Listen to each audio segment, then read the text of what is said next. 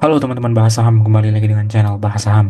Kesempatan kali ini teman-teman saya akan membahas satu emiten yang sekarang itu lagi hype-nya juga ya, karena emiten ini baru mengumumkan untuk pembagian dividen, jadwal pembagian dividen dan juga berapa laba yang dibagikan gitu ya.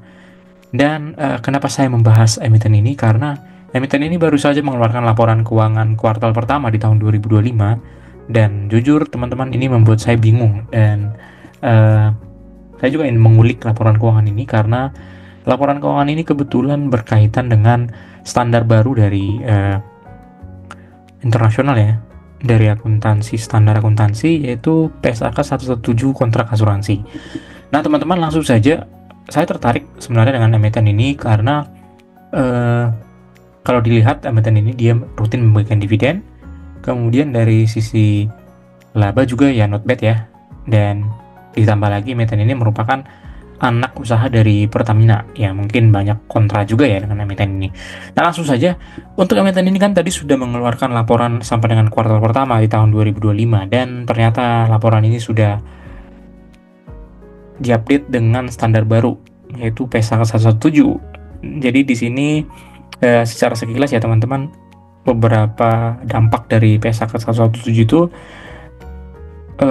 di sini kita melihat adanya liabilitas yang dibedakan ya.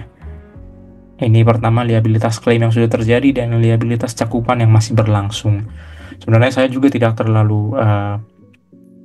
belum terlalu mahir dengan standar baru ini, dan mungkin di video kali ini saya akan coba juga mengomentari dan juga mengajak teman-teman untuk berkomentar ya mengenai standar yang sudah diaplikasikan di laporan Q1-nya. Nah teman-teman, kalau saya lihat efek dari standar ini 117 ini bisa dilihat dari beberapa hal. Yang pertama, dia menurunkan pendapatan jasa asuransinya ya, karena dengan adanya standar 117 tidak keseluruhan pendapatan itu dikatakan sebagai pendapatan. Artinya ada pendapatan yang memang benar-benar diakui pendapatan karena tadi adanya kontrak asuransi tadi ya, jadi semuanya itu tidak diakui sebagai pendapatan. Jadi otomatis memang dari sisi pendapatan dia akan menurun teman-teman. But correct me if I'm wrong ya teman-teman ya, kalau memang ada tanggapan lain. Dan hal yang kedua, dia menurunkan dari beban netonya, karena kan tadi itu juga dari sisi beban juga mungkin dia bisa berpengaruh ya. Nah kalau dibandingkan dengan 31 Maret 2024, kuartal per kuartal di tahun yang berbeda, hasil dari jasa asuransinya memang lebih tinggi di tahun 2025 ya. Tapi kalau kita lihat sebenarnya pendapatannya jauh menurun nih teman-teman. Nah ini yang saya juga terlihat mengkhawatirkan nih di emiten ini gitu ya. Memang beban netonya terlihat ada penurunan ya. Artinya baik di sini dia meningkatkan hasil jasa asuransinya. Tapi satu lagi teman-teman, ini dari beban usaha saya lihat ini cukup tinggi ya. Ada apa ini sebenarnya di peningkatan beban usaha ini? Tapi sayangnya di laporan kuartal pertama ini, mungkin karena ini belum official ya teman-teman, saya mendapatkan ini dari sosial media yang berkaitan dengan saham ya. Jadi mungkin ini belum official ya, semoga saja teman-teman, karena di laporan keuangan IDX juga belum muncul yang kuartal pertama ini. Tapi terlepas dari itu, beban usaha ini perlu dipertanyakan nih teman-teman, dia meningkat signifikan.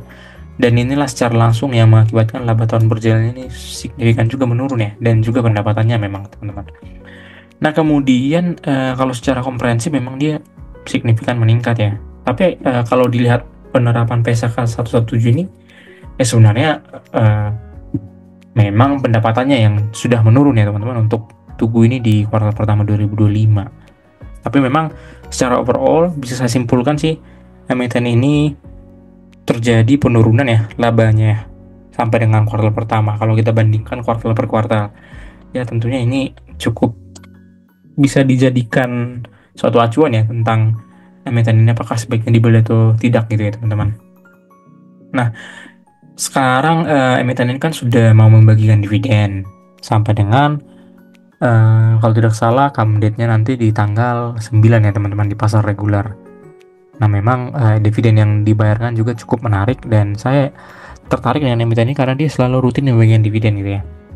Ya walaupun memang laba tahun berjalan di 2025 ini menurun signifikan nih teman-teman. Jadi Ya, sepertinya untuk pembagian dividen untuk tahun buku 2025 ntar di tahun depan itu bisa jadi menurun ya. Nah, sekarang kita coba lihat teman-teman dari sisi teknikal, ya memang ini tidak terlalu membantu ya, tapi terlihat jelas nih teman-teman untuk bulan April ini terjadi penguatan secara cukup signifikan ya, dibarengi ya volumenya juga tidak terlalu kuat sih sebenarnya. Jadi ada potensi rawan nih turun kembali emiten ini. Tapi kalau saya lihat dari sini angka 1000 ya bisa jadi merupakan angka yang menjadi titik support kuatnya ya teman-teman ya. Nah, saya coba tarik garis nih untuk angka 1000 ini, dia menjadi titik support dan kalau memang bisa bertahan di sini kemungkinan besar akan mengalami yang namanya penguatan. Karena kalau kita lihat dari sisi fundamental emiten ini sebenarnya masih berada di PBV di bawah 1 dan PER di bawah 10 teman-teman. Nah, kalau kita lihat technical secara daily, dia juga ternyata sudah melunasi utang gap di bawah ya, di angka 900. Ini di kurang lebih tahun 2023 ya nih teman-teman. Gap ya di angka 900-an dan ternyata sudah ditutup nih per periode 2025 April. Nah, kalau saya coba tarik support lagi, di sini dia sudah menjadi titik support di angka 860-an ya. Dan sekaligus menutup gap yang pernah diraihnya nih di tahun 2023. Nah, kita coba balik ke grafik bulanan. Dan kalau kita lihat secara grafik bulanan ya teman-teman, saya rasa sih angka 1000 ini bisa dikatakan titik support ya. Tapi balik lagi nih teman-teman dengan kinerjanya tadi. Kalau saya berpendapat secara pribadi sih untuk emiten ini di tahun 2025 terjadi penurunan nih teman-teman. Ya mungkin ini juga akan menjadi dasar keputusan teman-teman untuk memperhatikan ataupun mempertimbangkan untuk membeli ataupun menjual emiten ini. Tapi tetap disclaimer on teman-teman. Ya mungkin dari pendapat saya pribadi emiten ini masih bersifat positif ya karena dia selalu membagikan dividen dan ya kurang lebih di 40% gitu ya teman-teman. Baik, mungkin sekian pembahasan singkat mengenai emiten ini. Teman-teman boleh berkomentar apakah memang ada prospek negatif atau prospek positif yang mungkin akan muncul di emiten ini ke depannya. Terima kasih.